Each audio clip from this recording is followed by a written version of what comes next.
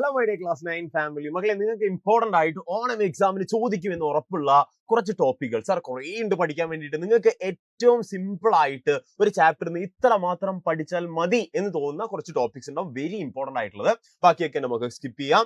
കുറെ പേര് ചോദിച്ചു സാർ സ്കിപ്പ് ചെയ്യാൻ ഓപ്ഷൻ ഉണ്ട്. ഇതാ നിങ്ങൾക്ക് വേണ്ടിയുള്ള ഇമ്പോർട്ടന്റ് ടോപ്പിക്സ് ഞാൻ പറഞ്ഞിരുന്നു. ഇതിൽ നിങ്ങൾ കൂടുതൽ ഫോക്കസ് ചെയ്തുകൊണ്ട് പഠിക്കാൻ വേണ്ടി ശ്രമിക്കുക. നമുക്കറിയാം 6 ചാപ്റ്ററുകളാണ് ഓണം എക്സാമിനുള്ളത്. അപ്പൊ ഇതേപോലുള്ള ഒരുപാട് വീഡിയോസും കാര്യങ്ങളും വേണമെങ്കിൽ ഉറപ്പായിട്ട് നമ്മുടെ കമന്റ് ബോക്സിൽ എസ് എന്ന് കമന്റ് ചെയ്യുക. ഒപ്പം തന്നെ നമ്മുടെ ചാനൽ സബ്സ്ക്രൈബ് ചെയ്യുക, മാക്സിമം ഫ്രണ്ട്സിലേക്ക് ഷെയർ ചെയ്യുക. ഈ 6 ചാപ്റ്ററുകളിൽ നിന്നുള്ള ഇമ്പോർട്ടന്റ് ടോപ്പിക്സ് ആയിരിക്കും നമ്മൾ ഈ വീഡിയോയിൽ ചർച്ച ചെയ്യാൻ പോകുന്നുണ്ടാവുക. അപ്പൊ എല്ലാവരും മറക്കാണ്ട് കമന്റ് ബോക്സിൽ എസ് ആർ എന്ന് പറയാം, ഇതുപോലുള്ള ഇമ്പോർട്ടന്റ് വീഡിയോസ് കിട്ടാൻ വേണ്ടിയിട്ട്. ഓക്കെ, അപ്പൊ അങ്ങനെയാണെങ്കിൽ നോക്കാം. നമുക്ക് ആദ്യത്തെ ചാപ്റ്റർ ആയിട്ടുള്ള moving forward from the stone age അഥവാ ശിലായുഗത്തിൽ നിന്ന് മുന്നോട്ട് എന്ന് പറഞ്ഞ ചാപ്റ്ററിൽ നിങ്ങൾ 5 പ്രധാനപ്പെട്ട കാര്യങ്ങളാണ് പഠിക്കുന്നുണ്ടാവുക. ഒന്നാമത്തെ കാര്യം എന്ന് പറയുന്നത് ചാൽക്കൊലിത്തിക് ഏജ് ആണ്. എന്താണ് ചാൽക്കൊലിത്തിക് ഏജ് എന്ന് ഞാൻ പറഞ്ഞു വെക്കുന്നുണ്ട്. കുറെ സാധനങ്ങൾ പഠിക്കാനുണ്ട്.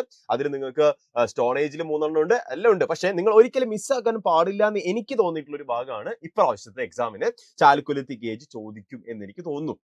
Okay, ready. ബ്രോൺസ് ഏജ് ഒന്ന് നോക്കിയിട്ട് പോയാൽ മതി എന്താണ് എന്നുള്ളത് അറിയാൻ വേണ്ടിയിട്ട്. ഏതൊക്കെ സിവിലൈസേഷൻസ് ആണ്, ഏതൊക്കെ കാര്യങ്ങളാണ് അവിടെ ഉള്ളത്, സംസ്കാരങ്ങളൊക്കെ അറിയാൻ വേണ്ടിയിട്ട്. ഇനി അയൺ ഏജ് എന്ന് പറഞ്ഞിട്ടുള്ള ഇരുമ്പ് യുഗത്തിനെ പറ്റി നമ്മൾ കാണുന്നുണ്ടാവും. ഇരുമ്പ് യുഗത്തിനെ പറ്റി ജസ്റ്റ് മെൻഷൻ ചെയ്ത് പോകുന്നത് ഇരുമ്പ് യുഗത്തിന്റെ ഒരു ഭാഗമാണ് എന്തെന്ന് പറയുന്നത് ഈ ബ്രോൺസ് ഏജ്. മെറ്റൽ ഏജിന്റെ ഭാഗമാണ് ബ്രോൺസും അയണും. ഈ അയണിനെ പറ്റി കൂടുതലായിട്ട് നമ്മൾ സെക്കൻഡ് ചാപ്റ്ററിൽ പഠിക്കുന്നെങ്കിൽ പോലും തുടക്ക ഭാഗങ്ങൾ നമ്മൾ കാണുന്നുണ്ട്. അപ്പൊ ജസ്റ്റ് ഒന്ന് വായിച്ചു നോക്കുക എന്താണെന്നുള്ളത്.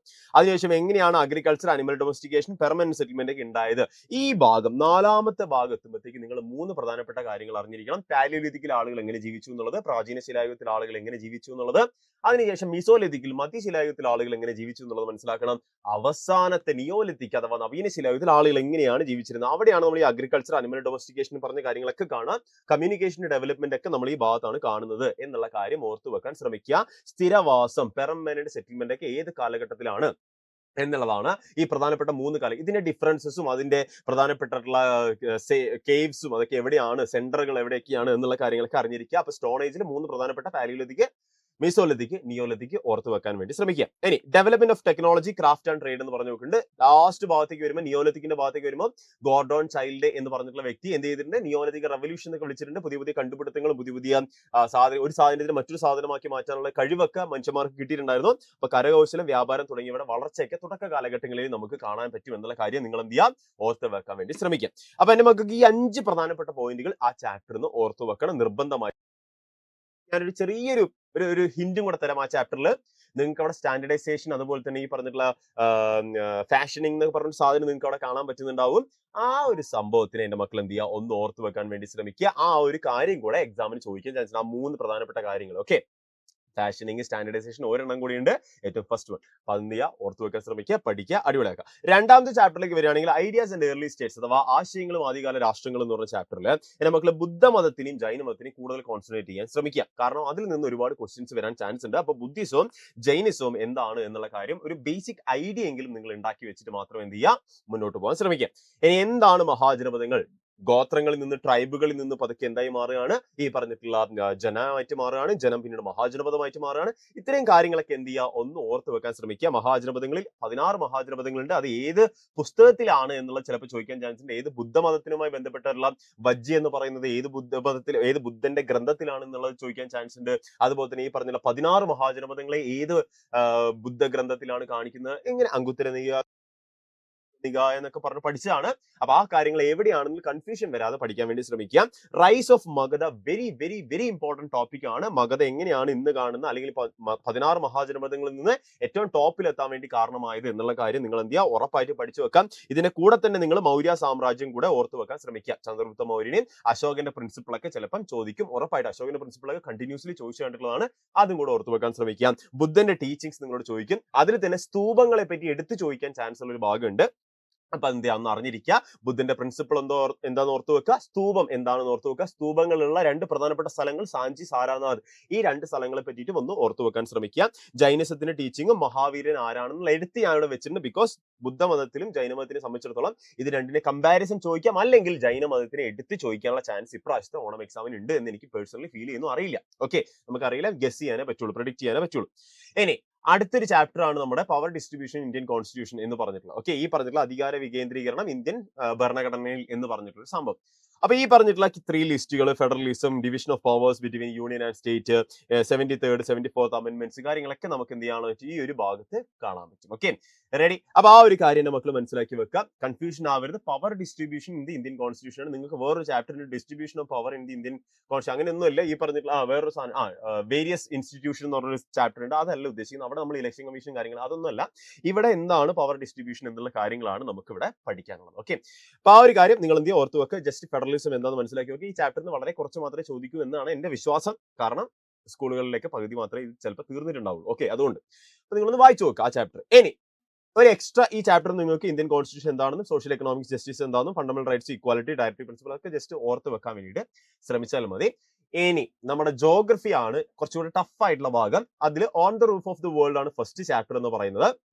ഈ പറഞ്ഞ on the roof of the world Himalayan physiographic ഡിവിഷൻസിനെ പറ്റി നമ്മൾ കാണും അല്ലെ. ഹിമാദ്രി, ഹിമാചൽ, ശിവാലിക് പോലുള്ളതൊക്കെ പറഞ്ഞിട്ട് ഒരു ലിസ്റ്റ് ഓഫ് സാധനങ്ങൾ, മൗണ്ടൻ റേഞ്ചസ് നമുക്ക് കാണാനുണ്ട്. ഹിമാലയൻ റിവേഴ്സ് ഉണ്ട്, ഹിമാലയൻ നദികൾ എന്ന് പറഞ്ഞു വെക്കേണ്ടത് ഏതൊക്കെയാണ് ഈ പറഞ്ഞിട്ടുള്ള ഇൻഡസ് ഉണ്ട്, സിന്ധു നദി ഉണ്ട്, ഗംഗാ നദി ഉണ്ട്, ബ്രഹ്മപുത്ര ഉണ്ട്. അങ്ങനെ കുറച്ച് ബിഗ് എന്നറിയപ്പെടുന്ന ആ 3 പ്രധാനപ്പെട്ട നദികളെ പറ്റിയിട്ടും അതിന്റെ കാര്യങ്ങളെ പറ്റിയിട്ട് ഒന്ന് പഠിക്കാൻ വേണ്ടി ശ്രമിക്കുക. ക്ലൈമറ്റ് ആൻഡ് വെജിറ്റേഷൻ എന്ന് പറഞ്ഞു നോക്കേണ്ടത് അവിടെയുള്ള കാലാവസ്ഥയും സസ്യജാലവും എങ്ങനെയാണ് എന്നുള്ള കാര്യം ഓർത്ത് വെക്കാൻ വേണ്ടി ശ്രമിക്കുക.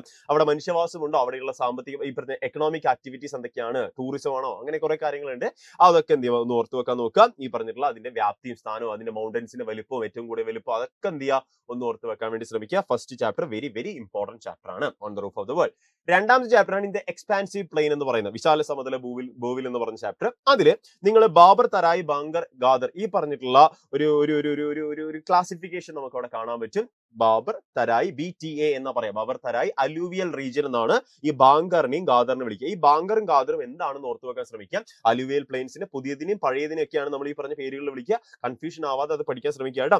Formation of the northern planes, എങ്ങനെയാണ് നോർത്തേൺ പ്ലെയിൻസ് ഉണ്ടായി വന്നത് എന്നുള്ള കാര്യങ്ങളെ പറ്റിയിട്ടൊക്കെ നമ്മൾ അവിടെ പഠിക്കുന്നുണ്ടാവും. എങ്ങനെയാണ് ഇത് ഫോം ചെയ്യുന്നത്, ഹിമാലയൻ നദികൾ സൃഷ്ടിക്കുന്ന ഒരു ഗർത്തത്തിലൂടെ കുറെ കാര്യങ്ങൾ നമ്മൾ പഠിക്കുന്നുണ്ട്. അപ്പൊ അതൊക്കെ എന്ത് ചെയ്യുക ഒന്ന് ശ്രമിക്കുക ഓർത്ത് വെക്കാൻ. Major divisions of northern plains, northern പ്ലെയിൻസിനെ എങ്ങനെയാണ് നമ്മൾ ക്ലാസിഫൈ ചെയ്യുന്നത്, ഈ പറഞ്ഞ രാജസ്ഥാൻ പ്ലെയിൻ എന്നും ഡക്കാൻ പ്ലെയിൻ എന്നൊക്കെ പറഞ്ഞ് നമ്മൾ കണ്ടിന്യൂസ്ലി കുറെ പഞ്ചാബ് ഹരിയാന പ്ലെയിൻ എന്നൊക്കെ പറഞ്ഞ കുറെ കാര്യങ്ങൾ നമ്മൾ പഠിക്കുന്നുണ്ട്. ബ്രഹ്മപുത്ര പ്ലെയിൻ ഒരു കണ്ടിന്യൂസ്ലി ഒരു സാധനം സ്ട്രെച്ച്ഫുൾ ആയിട്ട് നമ്മൾ ടെക്സ്റ്റ് ബുക്കിൽ കാണുന്നുണ്ട്. അതൊന്ന് ഓർത്ത് വെക്കാൻ വേണ്ടി ശ്രമിക്കാം. Importance of the northern planes four agriculture എന്ന് പറഞ്ഞു വെക്കുന്നുണ്ട്. കൃഷിക്ക് വടക്ക് സമതലത്തിലുള്ള പ്രാധാന്യം എന്താണ്, ഏത് കൃഷി രീതിയാണ് അവിടെ അവലംബിക്കുക, എങ്ങനെയാണ് വരിക എന്നുള്ള കാര്യങ്ങളെ പറ്റിയിട്ട് ചോദിക്കാൻ ചാൻസ് ഉണ്ട്. സോയിൽ അവിടെ വളരെ പ്രധാനപ്പെട്ട ഒരു കാര്യമാണ്. ഏതൊക്കെ തരത്തിലുള്ള സോയിൽ മണ്ണിനങ്ങൾ അവിടെ നമുക്ക് കാണാൻ പറ്റും എന്നുള്ളത് ചിലപ്പം ചോദിക്കാൻ ചാൻസ് ഉണ്ട്. ഒപ്പം തന്നെ നിങ്ങൾ അവിടെ ഹ്യൂമൻ ലൈഫും കൂടെ ഒന്ന് ഓർത്ത് വെക്കാൻ ശ്രമിക്കുക. റിവർ സിസ്റ്റം കൂടെ നിങ്ങൾ എന്ത് ചെയ്യുക ഓർത്ത് വെക്കാൻ വേണ്ടി ശ്രമിക്കുക. ഇൻ ദ എക്സ്പാൻസീവ് കഴിഞ്ഞ് കഴിഞ്ഞാൽ നമുക്ക് ഹ്യൂമൻ റിസോഴ്സ് ഡെവലപ്മെന്റ് എന്ന് പറഞ്ഞ ചാപ്റ്റർ ആണുള്ളത്. മാനവ വിഭവശേഷി വികസനം ഇന്ത്യയിലൂടെ ഒരു ചാപ്റ്റർ ആണ് മലയാളത്തിൽ. ഓക്കെ ഇനിവേ ഈ പറഞ്ഞ ഹ്യൂമൻ റിസോഴ്സ് ഡെവലപ്മെന്റിലെ വിദ്യാഭ്യാസം വളരെ ഇമ്പോർട്ടന്റ് ആയിട്ട് ഘടകമാണ്. എന്താണ് ഹ്യൂമൻ റിസോഴ്സ് എന്ന് ചോദിക്കാൻ ചാൻസ് ഉണ്ട്. ഈ പറഞ്ഞ പോവർട്ടിക്ക് കാരണമാവുന്ന ഘടകങ്ങൾ ചോദിക്കാൻ ചാൻസ് ഉണ്ട്. ഓക്കെ അതുപോലെ തന്നെ ഈ പറഞ്ഞ ഹെൽത്തിനും skill development, human resource development, economic ഡെവലപ്മെന്റിന്റെ വ്യത്യാസം എന്താണെന്ന് കാണിക്കാൻ ചാൻസ് ഉണ്ട്. അതിനുശേഷം നിങ്ങൾ കുറച്ച് മുന്നോട്ട് പോയി കഴിഞ്ഞാൽ എന്താണ് പോപ്പുലേഷൻ പഠിക്കുന്ന രീതി എങ്ങനെയെന്ന് കാണിക്കുന്നുണ്ട് ആ ചാപ്റ്ററിൽ. അങ്ങനെ കുറെ കാര്യങ്ങൾ ആ ചാപ്റ്ററിൽ ചെറിയ ഇപ്പൊ ഇൻഫന്റ് മൊർട്ടാലിറ്റി റേറ്റ് അല്ലെങ്കിൽ what is female male sex ratio എന്നൊക്കെ പറഞ്ഞ സാധനം കാണിക്കുന്നുണ്ട്. അങ്ങനെ കുറെ കാര്യങ്ങൾ നമ്മൾ ചെറിയ ടോപ്പിക്കുകളായിട്ട് മൈഗ്രേഷൻ എടുത്ത് നിങ്ങളോട് ചിലപ്പോൾ ചോദിക്കാൻ ചാൻസ് ഉണ്ട്. എന്താണ് മൈഗ്രേഷൻ ആ ചാപ്റ്ററിൽ, എന്താണ് കുടിയേറ്റത്തിന് 2 ഉണ്ട്, ഇന്റർനാഷണൽ ഉണ്ട്, ഡൊമസ്റ്റിക് ഉണ്ട് അല്ലെ, ഇന്റർനാഷണൽ ഉണ്ട്, നാഷണൽ ഉണ്ട്. അങ്ങനെ 2 രീതിയിൽ നമുക്ക് മൈഗ്രേഷൻ കാണാൻ പറ്റും. അങ്ങനെയുള്ള കുറെ കാര്യങ്ങളാണ് ആ ചാപ്റ്റർ ചിലപ്പോൾ 2 മാർക്കിനോ 3 മാർക്കിനോ ചോദിക്കാൻ ചാൻസ് ഉണ്ട്. ഇതിൽ തന്നെ ഹാഫ് ഓഫ് ദി ചാപ്റ്ററിന്റെ മക്കൾ നോക്കിയാൽ മതി. അതിന്റെ അപ്പുറത്തേക്ക് ചിലപ്പോൾ ചോദിക്കാൻ ചാൻസ് ഇല്ല. ബിക്കോസ് ഓഫ് അത്രേ ഉള്ളൂ. കുറെ കണ്ടന്റ് ആദ്യത്തെ 2 ചാപ്റ്ററുകൾ തന്നെ ഉള്ളതുകൊണ്ട് തന്നെ വളരെ ഇമ്പോർട്ടന്റ് ആയിട്ട് നിങ്ങൾ ഈ ചാപ്റ്ററിന്റെ തുടക്ക ഭാഗങ്ങൾ എന്ത് ചെയ്യുക ഒന്ന് ഓർത്ത് വെക്കാൻ ശ്രമിക്കുക ഹ്യൂമൻ റിസോഴ്സസിന്റെ. അപ്പൊ 40 ജോഗ്രഫി സെറ്റാണ്, 40 ഹിസ്റ്ററി സെറ്റാണ്. അങ്ങനെ മൊത്തം 80 മാർക്കിനാണ് ഇപ്രാവശ്യം നിങ്ങൾ എക്സാം ഉണ്ടാവുക. 6 ചാപ്റ്റേഴ്സ് ആണ് ഉള്ളത്. അപ്പൊ ഇത്രയും കാര്യങ്ങളാണ് ഹെഡ്സാണ് നിങ്ങൾ ഈ വീഡിയോയിൽ പറഞ്ഞു തരാനുള്ള. അപ്പൊ ഇതുപോലുള്ള ഒരുപാട് ഉപകാരമുള്ള കുറെ നിങ്ങൾക്ക് അറിയണമെന്ന് ആഗ്രഹമുള്ള കുറെ കാര്യങ്ങൾ, ഇമ്പോർട്ടന്റ് ആയിട്ട് ടോപ്പിക്സ്, ക്വസ്റ്റ്യൻസ് ഒക്കെ വേണമെങ്കിൽ SR കമന്റ് ബോക്സിൽ നിർബന്ധമായിട്ട് കമന്റ് ചെയ്യാൻ മക്കളെ. നമുക്ക് ഇനി കാണാം. Happy learning.